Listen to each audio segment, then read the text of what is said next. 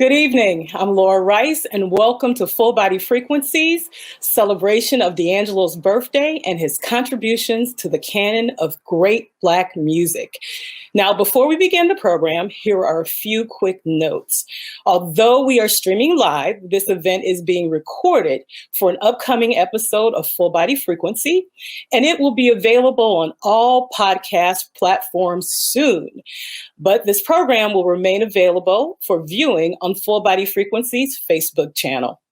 As you watch, don't forget to subscribe and like this video. 33 and a Third Book has graciously gifted tonight's audience with a 20% discount on D'Angelo's Voodoo, written by Faith Pennick. Please look in the chat and the emails that you received earlier today for more details so that you can take advantage of this limited time offer. We hope that there will be time to answer a few audience questions.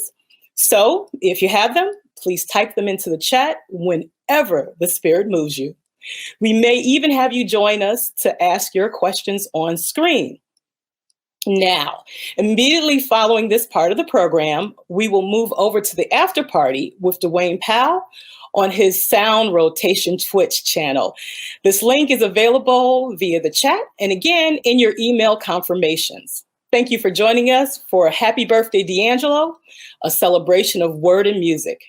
Some of you may know that this evening was originally slated to take place in March 2020 in collaboration with the Stony Island Arts Bank in Chicago. This was part of Faith Pennick's D'Angelo U.S. book tour kickoff, but COVID. However, we get to share this event with a much larger audience, and we are really grateful for that. My first guest is Chicago-born, Los Angeles-based, critically acclaimed author of D'Angelo's Voodoo. This 33 and a Third music imprint was recently named one of the best music books of 2020 by Variety magazine. In addition to writing the hell out of D'Angelo's Voodoo, Pennick is a contributing writer to the pop culture website, The Learned Fangirl. As a filmmaker, Faith's work includes the documentaries, Silent Choices and Waitlist, and the narrative short films, Running on Eggshells and The Haunt. She is currently in development for her narrative feature film, a directorial debut, Double Effect, and the short film, 2020. Pennick earned her BA at the University of Michigan and an MA at New York University's Gallatin School Individualized Study. My next guest is Duane Powell, a music historian and DJ whose influence can be felt throughout the U.S. music industry. With his Soundrotation brand launch, Duane Powell almost single-handedly cultivated the underground soul scene in Chicago, giving many artists, including Lettucey, Eric Roberson, Raheem DeVaughn, their first spins, sales, and performance debuts in the market. He also served as a consultant and a liaison between artists and venues. He's been dubbed the custodian of the indie soul movement by Eric Roberson. As a music historian, under the umbrella of his Rear View Mirror sessions, he is presented on Bill Withers, Curtis Mayfield, Leon Ware, and others. At the University of Chicago, the Detroit Institute of Art, and a host of many other institutions. He can be found on Soundrotation Radio every Sunday night. Faith and Duane, let's unpack a bit of voodoo. Welcome, guys. Thanks for having us. Oh, you're welcome. Thank you for joining me. 2020 marked the 25th anniversary of D'Angelo's first album, Brown Sugar, and the 20th anniversary of Voodoo, his second album.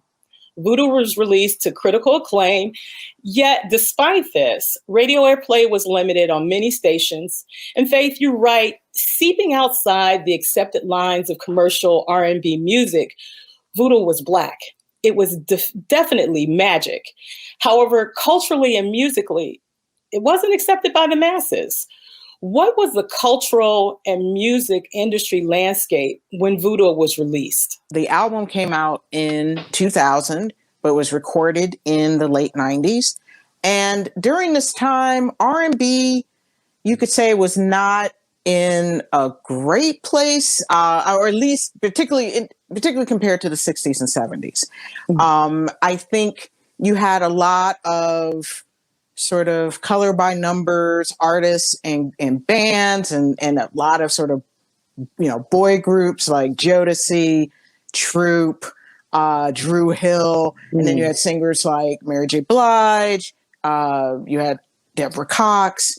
And, you had the girl group SWV. And I mean, they were making good music and popular music, but it wasn't anything you could say that was daring or really pushing the envelope. You didn't have anything, similar to, say, a Songs in the Key of Life or, What's Going On. And I think that's what a lot of people during that time were, particularly Gen Xers, were looking for. And I think D'Angelo, he was looking for that as well. I mean, Brown Sugar is a very accomplished album, but it's a pretty straightforward R&B album. And I think when he finished that, he wanted to shake things up. He really wanted to do something different. He really wanted to sort of, challenge the industry and challenge the listener. So he aligned with Questlove, aka Amir Thompson, the co-founder and drummer of The Roots. They met after a Roots gig in LA and sort of platonically fell in love with each other, primarily over their mutual love of Prince. But they also, Questlove also was very angry with the state of R&B music at the time. He actually called it the shiny suit movement. That's a direct quote. And and it sort of was. So he, this is coming off of, like late in New Edition and all, so it was sort of accurate. And he also was he's a very iconoclastic, person and musician, and he has different interests as far as music. And so they met and were like, Questlove was invited to work on D'Angelo's album, and it was just like they were kids in a playground, kids playing around in a sandbox, and they really wanted to explore what they could do sonically, what they could do as far as, working with different musicians and doing different types of, time signatures and key changes and, or just blowing up time signatures. And then, then you have to bring in Jay Dilla because he was very influential in their sort of playing behind the beat. And, they really, and then also Russell Lovato, who engineered the album. He also very big, very wide, interest in music. And he also wanted to do something down and dirty. So they really aligned and, really, for like 3.5 years, recorded this album that was going to be different. I think they weren't necessarily trying to make a hit record, much to the chagrin of Virgin Records, but they wanted to make an album that they could look up to and, that they wanted to play at home. They really made that album. They made Voodoo for themselves. So when you talk about let's be really specific about who some of the musicians and the people who contributed to Voodoo's magic. Sure. There was, obviously, besides D'Angelo, there was Questlove. There was Jay Dilla from Slum Village, rest in peace. There was the late, great Roy Hargrove, the jazz trumpeter. There was Charlie Hunter, who was a jazz guitarist. There was Pino Palladino, the very well-regarded bass player. And then they had other, people come in and do like, bit parts. And they, DJ Premier co-wrote and co-produced Devil's Pie. So they, there were a lot of people, and they had people coming in and out like during the entire recording. So, there was a lot of stuff, a really creative, exciting, eclectic energy going on at Electric Lady Studios while they were making that album. And you can really hear that, not just on that album, but other albums that came out during that time that were also recorded at Electric Lady at the same time. Okay. And so, Duane, give us a little bit of the music industry landscape during this time. I mean, some people called it neo soul, some musicians rejected it, but tell us a little bit more. Yeah, so some musicians definitely rejected the term, but neo soul definitely became this new thing after, like Faith was saying, that the R&B industry, even though it was some good music, it was definitely formulaic. Um, and just from the standpoint of back in the 60s and the 70s, for a Motown, you also had a Stax. For a, you know what I mean? You also had the Tom Bell Philadelphia sound and everything like that. And then by the time the 90s came out, it seemed like there was only one kind of R&B, you know. And this neo soul thing kind of broke the mold into having, you know, my generation. I don't want to say how old I am, you know, Gen X, having us feeling like we are hearing something that we listened to when we were young in our parents' homes.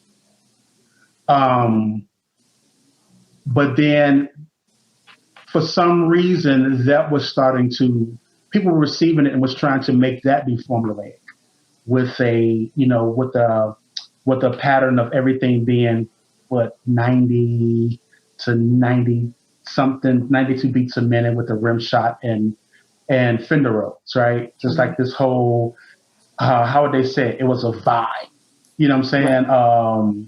It became this thing that you associated with poetry events and the cool thing to take your girl to that make you seem a little bit more grown and sexy than popping your collar in the club, sort of deal. And then, of course, whenever there's a new beacon of something, the industry is going to come and try to package that thing, and you start seeing all of these other people trying to follow that formula. And I think Questlove and D'Angelo, when they got together, like Laura said, they got together as little music geeks. They wanted to be able to explore all avenues because, like I said, as much as they was influenced, D'Angelo's first album, Brown Sugar, the first thing that came up was his likeness to Marvin Gaye in sound. Mm-hmm. And a little Smokey Robinson, largely because of he did a cover of Cruising, so it was that mellow smoothness that people really gravitated towards. But just as much as he was influenced by Marvin Gaye, he was influenced by Prince. Just as much as he was influenced by Prince, he was a lover of funkadelic, and so on and so forth. And so he wanted to be able to, really flesh that out more. In addition to his grassroots in the church, you know what I'm saying, and the Curtis Mayfieldness and the, that kind of thing. But D'Angelo, he also was, they had a hard time with him coming out because D'Angelo was always married to the Fender Rhodes, like sitting down and being part of the band and being whatever. It was never about him trying to be sexy or anything of that nature. And like Laura said, with everything that was also going on in Electroland Studios, you had this whole new thing that was being created because around the same time, but you had a whole thing they finally got to be able to put the pieces together, right? Mm-hmm. And some of those pieces ended up, like I said, with everything that was going on in Electroland Studios, Erykah Badu's Mama's Gun album. They were actually working on Bilal's First 1 Second at the time. Common's Like Water for Chocolate. There was this whole new thing, and they were creating these albums where you had to listen to the album. They wasn't singles driven. It was more like you put the record on and you listen to it in this complete journey. Where R&B wasn't doing that at the time. Everything was about what is the next single. Let's hurry up and get you the video ready for the next video.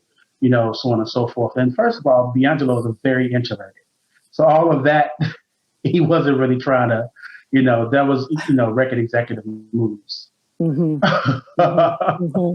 So it was a mixture because at the time I was in one hand, I was in retail, another hand, I had been in distribution. And then on the third hand, I was promoting.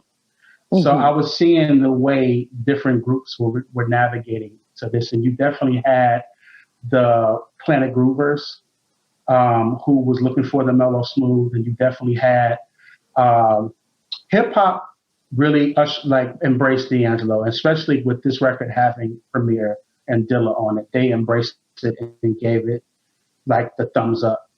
And then of course, there was the infamous video that sent others. Right. But we're going to hold that thought for a minute. We're going to hold the video thought for a second. We're going to hold the video thought. Okay. Yeah. Okay. So, but it's one kind of of the hard criticisms, to not go into the. I know, but we got to hold that thought because we really want to talk about, because that's a pivotal part of the book, D'Angelo's Voodoo, right there. So, but I wanted to jump in and say one of the criticisms that was lodged against D'Angelo by some dyed-in-the-wool Black Christian traditionalists, and this has to do with the video, but it also has to do with his move from his Pentecostal upbringing to the sexual expressivity of brown sugar to the rootedness of voodoo. So part of our religious traditions, no matter what faith we belong to, and throughout the African diaspora, we generally are full of lots of verbal expression. So one of the things that we're going to move to now is D'Angelo's so-called mumbling and chicken grease. It was critiqued, it was criticized. And to me, as he's moving from the church to popular music, popular culture, but this mumbling is part of Black coded spiritual language, or the quilted histories that composer, librettist Talani Davis writes about. She says, some springs, the Mississippi rose up so high, it drowned out the sound of singing and escape. And in some ways, is chicken grease part of D'Angelo's underground railroad escape from traditional R&B to becoming an artist? Is it that some people have access to this passage to freedom and others don't? I mean, you just mentioned the Soulquariums. You mentioned that it's about telling a story. It's not about one single. But were we at that time, some of us conditioned that some people were willing to go on this journey and others just won't ever go on the journey. So Faith, unpack a little bit about of chicken grease and the criticism for the mumbling and the connections to the church. Sure. Before I preface that or get into that, let me preface with, D'Angelo, when, he grew up in Richmond, Virginia, in the Holiness Church. Both his father and grandfather were ministers. So he is of the faith. He's of the church. So when he decided to, pursue a career in R&B music, he did get criticism, particularly from family members who felt like, you shouldn't do that. That's the devil's music. And it was his late grandmother, who he calls Miss Alberta, who really stood by him and said, no, you should, go for your dream and really pursue this passion of yours in secular music. So he did definitely get that backlash from people within the church. As far as the mumbling goes, that was not just an issue as far as, say, Christian edicts. That was just regular people listening to the album, and it wasn't just chicken grease, but I think chicken grease is the most obvious example of that kind of indecipherability that sometimes D'Angelo does. And actually, I talked to an ethnomusicologist, Alicia Lola Jones, who teaches at Indiana University, and sort of like what you said, Laura, she also says that kind of, not being able to, lack of enunciation is very rooted in African culture. So I'm going to read just a quick section from the book. The syrupy vocalization about chicken grease, what could be dismissed or dismeaned as mumbling, is both a reflection of D'Angelo's musical and cultural canon and a rejection of Eurocentric standards. Quote, even if I'm mumbling, D'Angelo says, I'd like to keep a lot of the initial thing that comes out, because that's the spirit, end quote. His occasional lack of enunciation, said Alicia Lola Jones, assistant professor of ethnomusicology at Indiana University, is D'Angelo engaging in, quote, vocalized textural embedding. Jones describes the practice as part of an African-derived aesthetic found in gospel, jazz, R&B, even dubstep music. So again, I mean, this is D'Angelo trying to bridge all of these different influences that we talked about before, hip hop, soul, gospel. And I think, just very quickly, I think people tend to leave gospel out because, they talk about funk and hip hop and Prince and, jazz. And it's like, no, you don't have a D'Angelo without gospel music. Absolutely. And I think Voodoo is a great example of him honoring his gospel roots in secular music. Because I think that's a very spiritual album, lyrically and musically. So I think in this sense, he is, being true to himself as an artist, but also being true to himself as an African-American man and embracing that type of, it's not speaking in tongues per se, but that communication that isn't necessarily going to be accepted in standard R&B music because most people want to understand what you're saying. And for D'Angelo, it's just as much about the spirit as it is about the lyrics. So it's more about the spirit with him.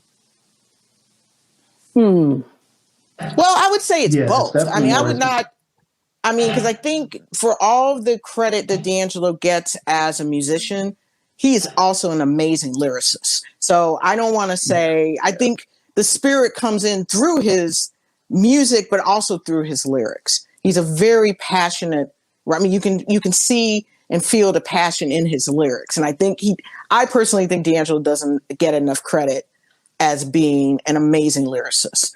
So I think you can't take, just like you can't take gospel out of him, you can't take spirit away from his musicality or his lyricism. I think they're all on the same level.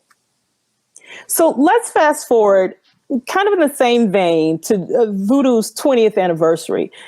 The music seems to have found a new appreciation by those who weren't convinced by the album's genius the first time round. These folks seem to have been joined by a younger white audience who are hearing D'Angelo's music for the first time. So if this is true, what accounts for Voodoo's revival, if you will? Quickly, I think part of that is because now R&B, R&B, like we were saying before, R&B was more traditional, sort of follow the rabbit, follow the leader, and didn't really overall take a lot of chances. Now, R&B has pretty much been rolled up into hip hop. And trap music in particular that is the standard now.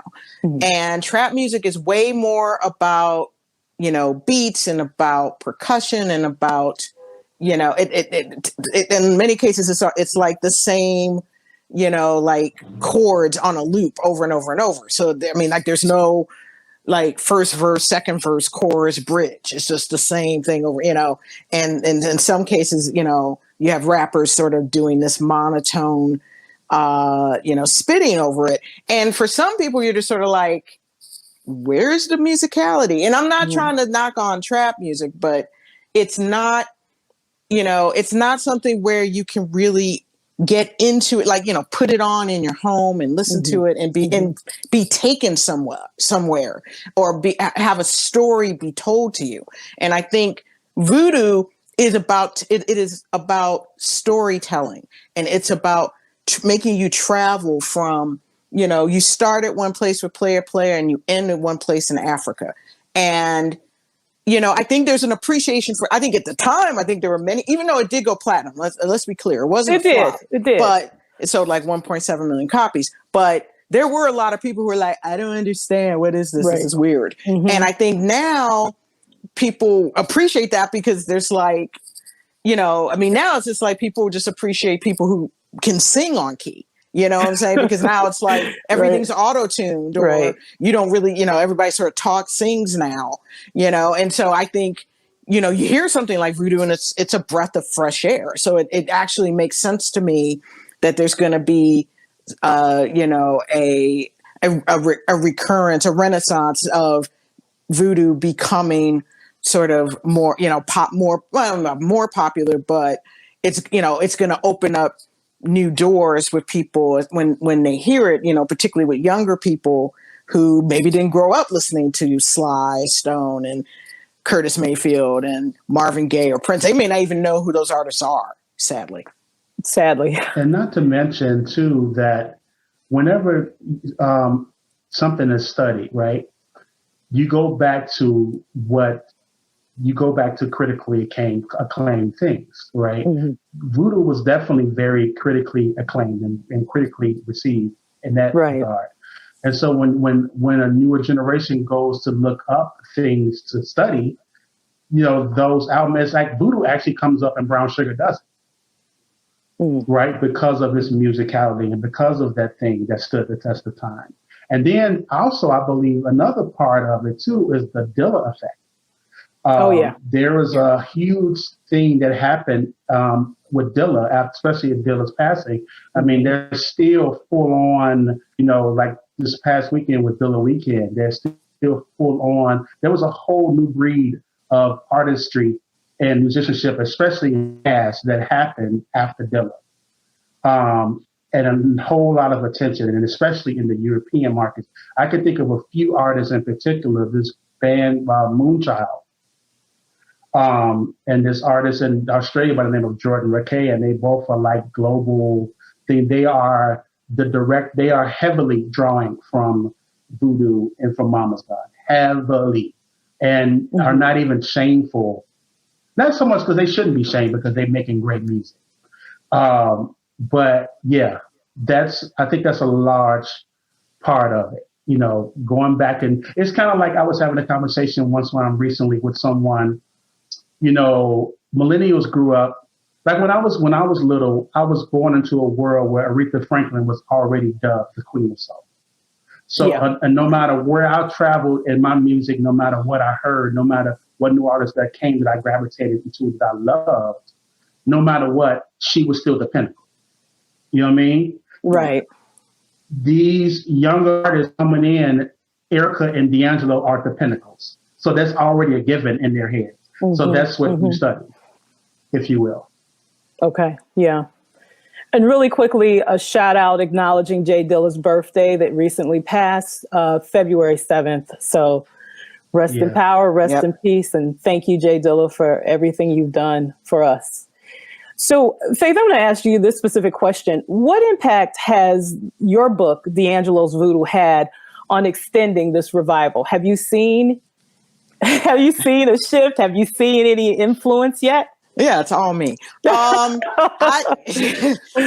would love, I mean, just the ego part of me would love to say, oh yeah, it's a big resurgence, just because of my book. I mean, I think, you know, definitely people, you know, reached out to me and said, oh, you know, this book is great. And I think particularly for people, I think maybe the difference is the book has turned Voodoo on to people who like Voodoo, who are fans of D'Angelo, but Voodoo wasn't their thing. Like they may have been, you know, like totally into Brown Sugar, or, and I think this is the other thing, with Black Messiah coming out in 2014, and people, in some cases, people are like, oh man, Black Messiah, it's amazing. See, to me, it's just like, yeah, that's just the next chapter from Voodoo. But I think in some ways people are working backwards because it's like, you know, they hear, you know, Black Messiah and they're like, oh, well, where did this come from? And to me, it's like, Voodoo, it's over there. It came out in 2000.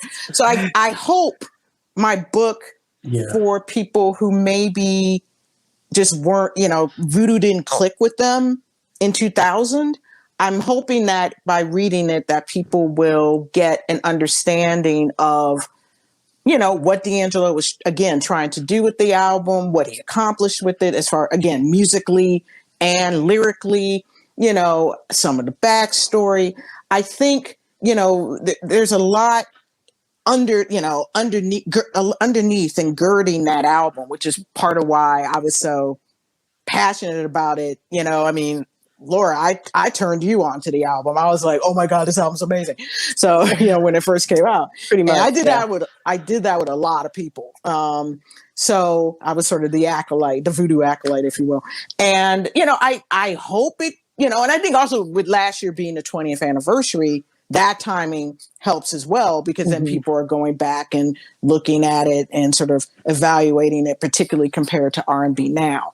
So I just hope it gives people sort of again, a new perspective on the album. I mean, obviously this is not, this is not like, okay, this is it. And this is the Bible and nothing else matters. But, I think, maybe it will make people, I hope it will make people curious about voodoo, particularly if, they never heard it and maybe they were too young to really hear it growing up, or again, it can't, when it came out in 2000, it just sort of went over their heads, because Voodoo is an album in many cases that has to grow on people. It's not an album that everybody's going to get at first listen. And that's not bad. I mean, I think there are lots of albums that people hear when they first hear it, they're like, eh. And then maybe 2, 3, 5 years later, they're like, oh my God, how did I miss this? It's like, oh, okay. That's okay. Sorry. That's okay. Sorry, y'all. Okay. And technology. So I hope that, I hope it will contribute to like a new resurgence of interest in voodoo. Okay. So speaking of something that's missing, there's a long line of visionary Black women, singers, musicians, and composers whose voices are deeply connected to the projects that they work on. Yet sometimes these artists don't receive the fruits of their labor, including public and industry recognition for their contributions. One artist is Lil Harden Armstrong, Louis Armstrong's second wife. She was a jazz pianist, composer, arranger, singer, and band leader. Arguably, her business acumen, her musical talent, and their collaborative partnership contributed to Louis Armstrong's greatness as an artist. In the context of Brown Sugar and Voodoo, Lil Harden Armstrong is Angie Stone, and Angie Stone is she. What say you all? Yes. Agree. I think, Okay. I write about this in the book. I do feel that Angie Stone does not get the credit she deserves. One, for, what she contributed to Voodoo. She co-wrote 4 of the songs. And 2, just her contribution to D'Angelo as an artist. And I think people sort of look over that. I mean, she is a big reason that he got Brown Sugar done. And I actually write about in the book about how music publishing executive Jocelyn Cooper, who had Angie Stone in her roster, paired her with D'Angelo, who was also on her roster, to help him write songs. And, this was his first album. He was 20 something, like 21 years old when he made it, and 20 years old. So, I mean, he was very young, very wet behind the ears. And Angie had already had all this experience in the industry. She started out with The Sequence, a rap group out of Columbia, South Carolina. And then she sang with Vertical Hold. And, she was a songwriter in her own right. So she had more production experience. So she helped. She was a big reason D'Angelo finished that album, because he was sort of slacking and not, really, not making deadlines and just sort of, which is what he did on Voodoo as well. He was just like, whatever, I'll finish it when I finish it. And Angie really, she co-wrote one of the songs on Brown Sugar, Jones in My Bones. And again, really contributed to that album being what it is and coming out, being completed. And I think when they, their romantic involvement, I think has overshadowed that. A lot of people just look at Angie Stone as D'Angelo's baby's mama. And she, in addition to having her own successful solo singing career and acting career, she is a big reason D'Angelo is who he is. And so for me, it's like, if you're going to talk about Questlove, if you're going to talk about Russell Lovato, you got to talk about Angie as well. Say that again, Duane. Yeah, but she was his She was his Alice Coltrane. She was his Betty Davis. She was his muse. He was his, you know what I mean, a big, like you said, even the songs that she didn't get writer's credit on, she still was the one that struck those melodies in his head. Like she was every aspect of this stuff. Yeah, that's really all I can say. She was the essence of everything he was doing. Yes, absolutely. So everybody, just a quick reminder before we continue the conversation, continue to place your questions in the chat because we really want Faith and Duane to answer your questions as well as mine. Okay? So, Faith. Yes, Laura.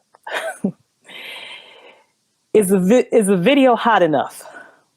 Yes, Laura. Shall we begin? Yes, Laura.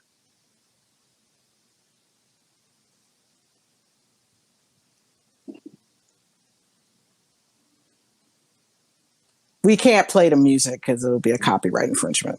Just if you're thinking like, why don't we hear anything? Yeah, the visuals really are enough.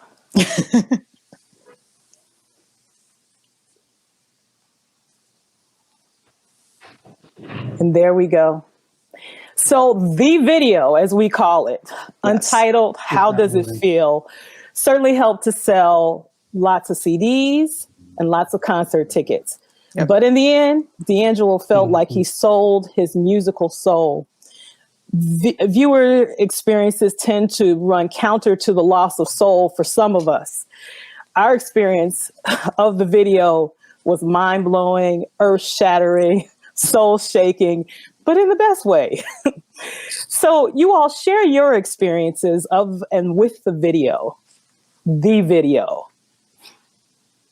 You can start, Duane. My experience, of course, is different. But I will say it did lend to the conversation about the Black male body and freedom.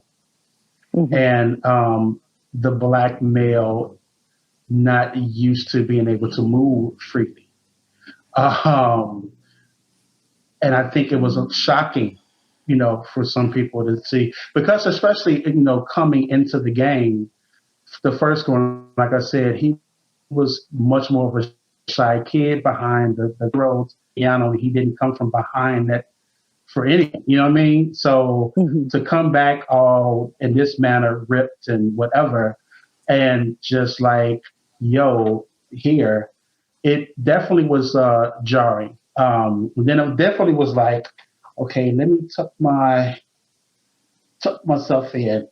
I'm getting a little too, my belly getting a little too, like, let me reexamine some things, but it definitely, for me, it was, like I said, a friend of mine who went to Mount Holyoke, your alma mater, Laura Rice, April Graham, she turned me on to an article written by Wallace Best. And the quote was, Black bodies in motion are never without consequence. That spoke to that to me, that Black male body in motion and freely. And to the point we were jarred by seeing someone so free in their cells, seeing somebody, even if it's free in their sexiness, just that kind of freedom. We didn't see that, especially hip hop at that point was like the stronghold on representation of Black masculinity. You know what I'm saying? It was a stance. It was a thing. It was, the Timberlands. It was just everything that, and he shed all of that. And that was really like, whoa. You know what I mean? Yeah, absolutely. Yeah. But it seems to me ironic that although you speak of freedom, it seemed to place chains around him, even though he shed the exterior, the clothing, but there was something that seemed to bind him after that. And Faith, you write that the expectation for D'Angelo was to be soul music Superman. And that's unfair, but that the pressure didn't faze him then. It was the sex symbol label that proved to be his kryptonite. So what transpired for D'Angelo around the making and release of the video and his subsequent career and personal upheaval around his undesired status as a sex symbol? Yeah, well, it's Dominique Trenier's fault, basically. His former manager, his late manager. The video was his idea. He knew that, I mean, this again, just for people who don't realize this, who are younger, in the late 90s, MTV was everything. I mean, it was, in some ways, it was even bigger than radio. If you broke on MTV, you reached, all the, influencers, young people, not so young people. I mean, MTV was very important in a recording artist's career. And Dominique Trenier knew correctly that it would not be enough that for D'Angelo to just come out with a second album. Although I will say, I mean, obviously to Black folks and to his fans, yeah, because everybody was like, when is D'Angelo's next album coming out? Oh my God. So, I mean, there was this sort of like people waiting with bated breath for D'Angelo to put something out. So he obviously, for his fan base, yeah, they were down. But Dominique Trenier wanted him to like reach beyond R&B fans, his own fans. He wanted him to be a global superstar. So the video, which is co-directed by Paul Hunter, it drops end of 1999, like around November. And it actually came out before the album did. And everybody, women lost their minds. Everybody lost their minds. I mean, I forgot how many times I was asked, did you see the D'Angelo video? Oh my God, the new D'Angelo video, blah, blah, blah. And it's actually in the book where Miss Rice, Laura, calls me at 7:30 in the morning and says, oh my God, turn on MTV. And I was like, what? Why? I got to go to work. And the video is on. I'm like, ugh. So it worked. And that video was the buzz for probably about 6 months. I mean, people, everyone was talking about it. Everyone was watching it. You could, anytime it played somewhere, you could hear a pin drop, particularly like a beauty salon or a nail salon or anywhere Black women were. They just stopped what they're doing when the Untitled video came on. It was crazy. It was just like, people couldn't deal. Now, I'm sorry? We had people running into the store wondering if we had a poster. Right. Like, yeah. Oh, absolutely. Yeah. They were coming in the store like droves. They're like, okay, when the album came out, it was like, they was wondering if there's like a pinup, like. Yeah.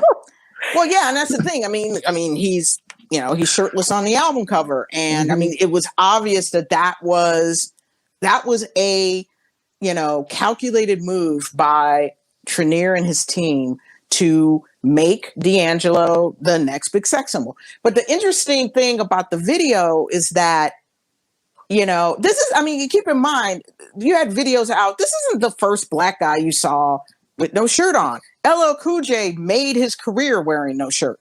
DMX didn't wear shirts. 50 Cent, Tupac with the Thug Life tattoo. So, I mean, it wasn't like, Jodeci was like, hey, look at it, we're exposing our pecs, whatever, So it was Jodeci. Right. No, that wasn't really a thing. I mean, Black dudes were doing that in almost every video. But in this video, it was different because it was very clear that the video, the Untitled video was made for women. It is for women to look at, for women to fall in love with and ogle or whatever. And men, particularly Black men, resented the crap out of that. And you can read about it in the book. I won't get into all that. But there was a lot of, to a certain extent, homophobic and just ego challenging things that Black men, they couldn't hang with their girlfriends, wives, mothers, etc., taking 4 minutes away from them to watch this Untitled video. So it worked. It did what it was supposed to do. But the problem is that the Untitled video really did overshadow not just the song, but the Voodoo album. And when he toured, sort of like what Dewaney was saying, where people were like, I want a poster. People were in the front rows, like there were women throwing their panties on stage, yelling at him to take it off, trying to rip off his clothes. And D'Angelo, as Duane mentioned earlier, he's very introverted. He's shy. And he's very serious about his craft. He is not just out there excuse my language, he's not out there to bullshit. He's out there to like give you, and particularly live, give you the best performance that he can give. He will lay it all out on the stage.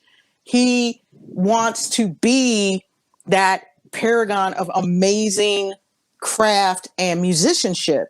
And instead he was being reduced to, Ken doll, like a black Ken doll. And yeah, he resented it, and it came out, he would have rages after performances.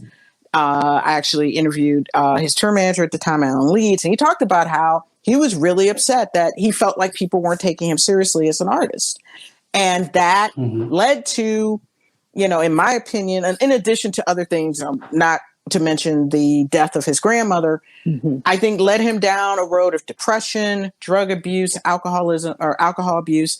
And just he felt like, he lost himself, and that's why he just sort of pieced out for more than a decade, because I think he, on top of the fact that he almost died in 2005. And I think he, he had to rebuild himself. He had to find himself and go back to what his number one love is, which is music. And unfortunately, that video, we're talking about it right now. And it's a beautiful video, but I think the video worked too well. It's one of those, situations where, be careful what you wish for, because you might get it. And they got exactly what they expected as far as the popularity of that video. But the video just, it was like an eclipse. It covered the sun. And I think no one was prepared for, the ripple effect that would have on D'Angelo personally. Absolutely. Having gone to one of the stops on the Voodoo tour. Phase of soul searching. Yeah. I was going to say, serious stage of soul searching. But also, I was actually shocked by the number of women that were relentless at one of the Voodoo tour concerts in Homedale, New Jersey. It was unbelievable. I thought, Black women, you've lost your mind. He's fine, but can the man perform? Please let him do his, let's appreciate the music, not the body, not just the body. Yeah. So. Yeah, it got a little crazy. Backstage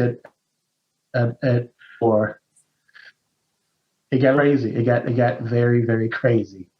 And that was a part of it too, because you also had was also these people who was now trying to absorb some of that, even like some of the crew, some guys, right? Because you can't get all these women, so I'm going to be in the mix to pull some of the residual, right? And so it became this thing of, with him, it was kind of like the mirroring of Marvin Gaye's life, like what is real now? That's what officially made him like a rock star. But what is real? Who's real? Who's here for D'Angelo? Who's here for Michael Archer? Right. And he had to go back and go find Michael Archer himself. So, Faith, this may seem like a weird place to ask this question.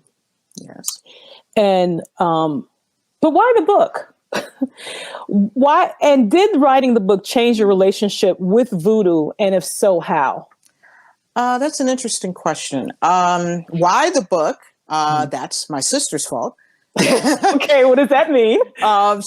We were on vacation. It was a family vacation in Mexico. I believe it was 2015 or 20? No, I think it was 2016 actually. And she's the one that turned me on to the 33 and a third series. And, had talked about a book that she's wanted to write for a long time for part of that series, but she hasn't pitched it yet, and I don't want to embarrass her if she's watching. Hi, I love you. But she was talking, I think we were talking about one of the books or the series in general, and she just turned to me. We're literally sitting at the pool, and she's like, you know what? You should write a book about voodoo. And I was like, oh, it was like ding, ding, ding, ding, ding, light bulb went off. And I was, I didn't consider it at first because a lot of the people who write 33 and a third books are either music journalists or academics. And I'm neither. So I was like, will they let me? So I pitched it. I mean, I went back, and when I got back home, wrote up a proposal for the book, and it was a lot of work, actually. They asked for 33 and a third asked for a lot of stuff when you're proposing a book, and they do allow like whomever to propose whatever album they want to write about. And I submitted it, and I honestly expected nothing. I figured they're not going to pick me. I'm not Ann Powers, they don't care. And sure enough, the next spring, Gail Wald, who at the time was on the editorial board, she's a professor at George Washington University, she emailed me and said, "Hey, we loved your proposal, and I think this would be a great book, and I want you to write it. We want you to write it." And I was like, "Oh crap! Okay, I guess I'm gotta do it. Author, and I gotta do it now." Yeah. And it did. I mean, that's an interesting question, because Laura, I loved this album. I mean, particularly in 2000, there were people around me, relatives, friends, who were just like, "Shut up about Voodoo, for the love of Jesus." I mean, I just talked about it all the time.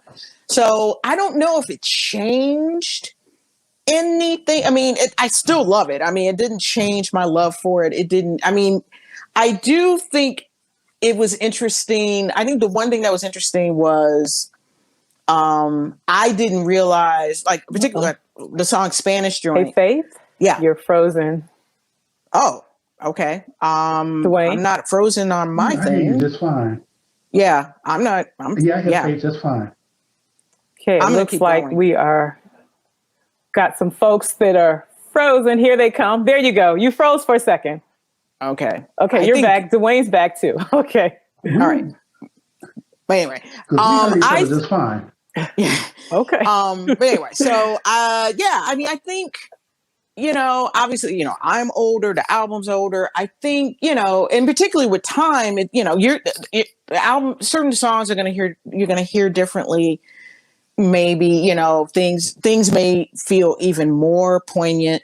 Actually, I wasn't going to talk about Spanish Story. Instead, I'm going to talk about, actually, there's a song on the album called One More Again, where it's basically D'Angelo singing about like the one that got away, the woman that he sees her and he's like, damn, it didn't work out between us. Maybe that was a mistake. Maybe we should hang out. But, they were both with other people and whatever, it's that whole, like, when you lose somebody that you would almost give anything to have back again, and I loved the song in 2000, but then I experienced it. And so listening to it now, I'm like, oh, right. That's testimony. Okay. And listening to that song now obviously is completely different, because when you have that one that you would just like, one more again, like one more chance, one more time. If you could have that, go back and change time, I think, and you experience that, personally, then it's gonna affect you, And Duane, what's your relationship to the album now? Has it changed in the last 20 years? It has changed. Well, I was so all in it, and then I kind of put it away for a minute. I did the same thing. I'm sorry. Yeah, I did the same thing, because I played it so much I couldn't listen to it anymore. Yeah, I had to put it away for a while and then get reacclimated. And then honestly, Black Messiah is actually the thing I think that made me pull it back out.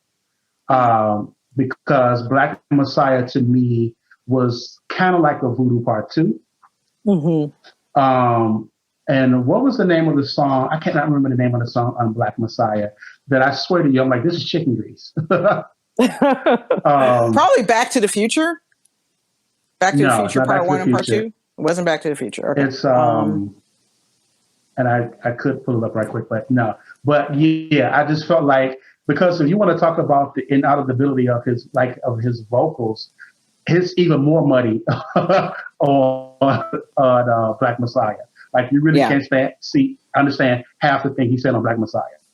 But it actually Black Messiah let me know that Voodoo that's where he wanted to go.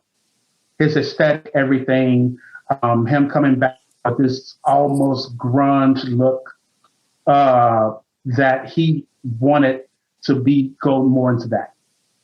And so it made me go back and pull out Voodoo and hear it again with different ears. And of course, we got older. I started studying music through different lenses, especially when I started doing music talks. And you just gotta kind of like, oh, wait a minute.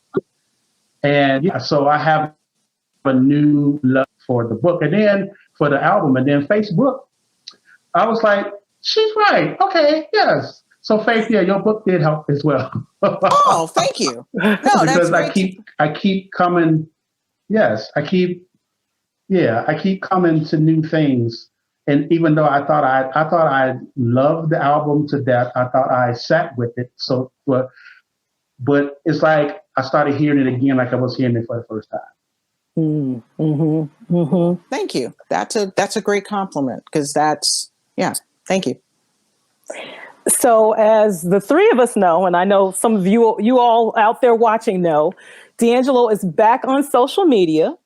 He is hosting a new radio show on Sonos, and we're all waiting with bated breath to see what happens next. I actually feel like I'm missing something right now. Like, did he drop an album today? Is he dropping it right now while we're in this celebration? That would be crazy if he dropped an album on his birthday. It would be. But nobody leaves. Stop. We've had technical issues. Stay put, please. Stay put. We're not done yet.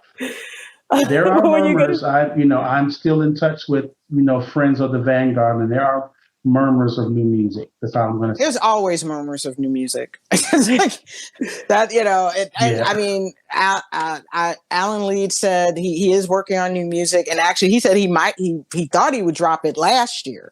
But again, I mean, like pandemic time, which means, just staying still. D'Angelo time is the same way. He will put it out when he wants to put it out and not a minute sooner. So we just have to wait. Okay, so that just kills my next question. Duane and Faith, take out your crystal balls. What do you predict is next for our beloved Michael Archer, aka D'Angelo? But nobody knows. His foray back into him getting a Instagram page is a huge step. Yeah, that means something's happening. Yeah, that's pretty. Yeah, that means something's about to happen. Okay. I mean, we'll see. I mean, I think I would say, again, and I could totally be wrong, I would not be surprised if either end of next year. I mean, again, with the pandemic, that could be tricky because, can you go into a studio? Is it safe? I don't know. Or maybe he has a studio at home. But maybe end of this year, maybe spring 2021. I mean, that sounds right to me. I mean, if I was going to pick a date, I would pick either end of this year or sometime maybe around this time next year or, early spring. But again, means nothing. Okay. So Faith, as I mentioned earlier, you're a filmmaker. Yes. And do you envision turning this book, D'Angelo's Voodoo, into a movie? No. Absolutely not. I'm not sure. Well, you know what? The part about the video, I actually have sort of thought about, maybe, like, could that be some kind of like movie or, TV pilot or something? I mean, because, it's sort of like, what happened with you calling me early in the morning and just everybody, did you see the new D'Angelo video? And just all these black women standing in front of TVs, like, with their mouths agape. So that may, that has crossed my mind, but no, not this book. I mean, I really just wrote it to write a book. I was not writing and thinking, oh, I could adapt this into a film. No. Okay. So we're going to we got a question from the audience, and I didn't write it down, but I do know the essence of it, which is, did the video play a role in the breakup of Angie Stone and D'Angelo? They were already broken up. Okay. They were already broken up. Already broken up. Okay. So there we go. Yeah. Okay. So now, what time is it? Okay, wait a minute. Oh, it's 8:34. Could be a fabulous way to rehumanize or objectify him. That's for you, Faith. Make a movie. A movie could be a fabulous way. Write me a check. Anyone who wants to write me a check to make a movie based on this book, there we go. I will gladly give you my contact information. There we go. It takes money to make the world go round. Okay, for Black creative production, takes money. So it is time to head over to the after party. But before we go, let's wish D'Angelo many more years of life, love, and great music. Thank you so much, D'Angelo. Thank you, Michael. And thank you. Happy birthday. Yes, happy birthday. Keep making music. There we go. Thank you to everybody who waited and chimed in and tuned in and stayed here. Yes, thank you, everybody, and for being patient. And, sorry, but thank you for hanging in there. Absolutely. Have a great night. Well, wait a minute. We're not gone yet. Oh, we're not gone yet? Okay. Not yet. Okay. I have some thank yous. Okay. So thank you to Faith Pennick, author of D'Angelo's Voodoo. Thank you to Duane Powell of Soundrotation. Thank you to the legendary Lee Michaels, our technical director and executive producer. What happened really wasn't his fault. We'll talk about it later. And to all of you that joined us for the word, this was the word. Don't forget to grab your copy of D'Angelo's Voodoo and take advantage of that 20% discount. Now, let's head over to Twitch and join Duane Powell for the music, his Soundrotation channel. So I'm going to sign out so I can get ready. Okay, so we're going to wait for him to sign out. And we're going to go over there soon. Now, I will say, if anybody has any other questions, Faith is going to be on for a couple minutes more. Yeah, I can stay on. You can stay on? Okay. And then we'll all head over to the after party. The after party. Yeah. The one thing I didn't actually, well, Dwayne's gone, but and we talked about this yesterday. Yesterday, the nominations for the Rock and Roll Hall of Fame were announced. That's right. Mm-hmm. And, it's a pretty good class. I have to say, Foo Fighters, Rage Against the Machine, Kate Bush, Mary J. Blige, Jay-Z, Todd Rundgren. I won't go through the whole list, but overall, I think a strong class. D'Angelo was actually eligible this year. This is his first year of eligibility. He didn't make it. He wasn't nominated. And I have to say I was disappointed. I was maybe hoping he would get in. Who knows? I mean, obviously there's still time. They can nominate somebody every year until they don't anymore. I do wonder if it's because, the Rock Hall has not been great with R&B, particularly modern R&B artists. I think the fact that Shaka Khan isn't in yet is sort of nuts. That Tina Turner isn't in yet, although she's more rock. Well, wait a minute. She's in, but she's in under the auspices of Ike and Tina. Right. She's in under the Ike and Tina Turner review. Right. But she's now nominated as a solo artist. So, we'll see. But I think the other thing, I'm sure some people would argue, D'Angelo's only put out 3 studio albums. And, that's not a big discography, So maybe people held that against him. Although, you look at Nirvana, who got in on 2 studio albums. So, hopefully, I would love to see him. You can argue whether the Rock Hall even matters and if it's totally politics and BS, which is a separate webinar or a separate conversation. But, I would love to see D'Angelo in the Rock Hall. Okay. Got a question for you really quickly. Sure. Faith, have you seen the D'Angelo documentary, Devil's Pie, and what did you think of it? She has an opinion. I know it. No, I did see it a couple years ago. It was actually at the Black Harvest Film Festival in Chicago.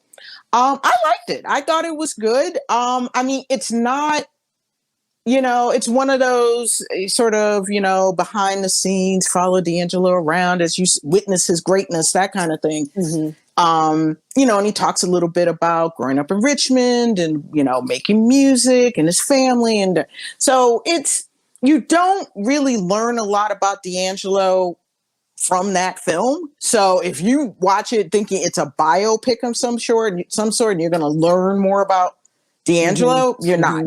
It's almost like, it's more of almost a performance style, like a concert documentary that has some like behind the scenes stuff than it is a documentary about D'Angelo. I mean, and the woman that made it, I mean, it was very clear she made it as a fan. She made it as someone, I think her father, she made a previous documentary about her father, who's also a musician.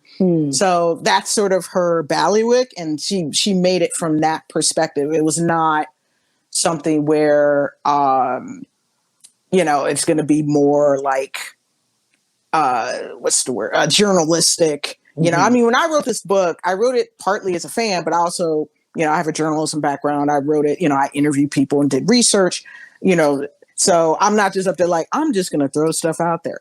I wanted it to be an in-depth look at Voodoo. But again, back to Devil's Pot. I think it's enjoyable. I definitely would recommend seeing it. But again, I think it's a better film for people who are already D'Angelo fans than somebody who's turning on to D'Angelo for the first time, because you're not going to really get that biographical background of him, or it's going to be in snippets. Okay.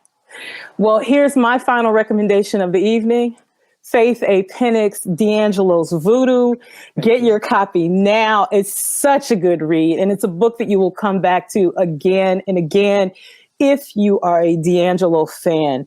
Now, come on, y'all. Let's head over to Twitch. Let's join Duane Powell for the music on his Soundrotation channel. That link is correct in your email. So hit it, click, join us. It's time to party. Okay. Time to do a little bit more celebrating of D'Angelo. Happy birthday, D'Angelo. Happy birthday, D'Angelo. And thank you all for attending. Absolutely. Take care.